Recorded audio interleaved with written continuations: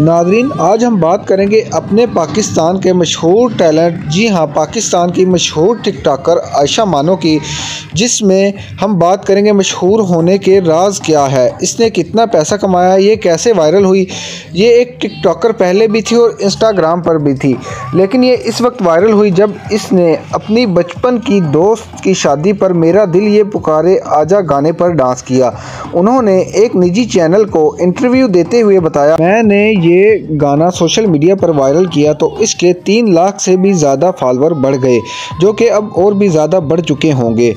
आजकल हमारी तरह हर यूट्यूबर की ज़ुबान पर आयशा मानो का नाम है। जिस गाने पर इस लड़की ने डांस किया वो इंडिया का गाना है और ये गाना लता मंगेशकर ने गाया था। ये गाना 1954 में ब्लैक एंड वाइट फिल्म नागिन पर पिक्चराइज हुआ था।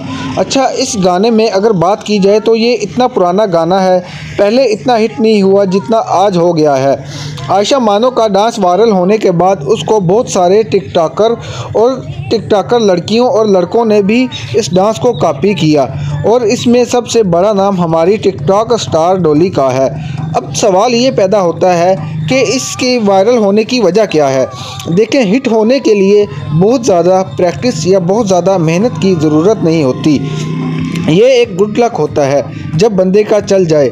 जैसे कि आपने देखा होगा, एक लड़की का ये डायलॉग मशहूर हुआ था कि ये हमारी पार्टी हुई है।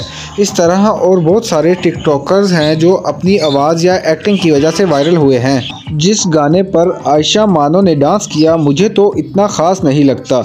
इसकी यही वजह है कि जब हम उसके डांस को देखते हैं तो हम उसके डांस को देखते हैं, मगर जो आर्टिस्ट डांसर वगैरह हैं वो इसके एक एक स्टेप को देखते हैं और जहां गलत हो वहां तनकीद भी करते हैं, मगर यहाँ तो सब ठीक था इसलिए इतना सराहा गया। इसको इंडिया, नेपाल, बांग्लादेश और भी बहुत ज़्यादा मुल्कों में देखा गया।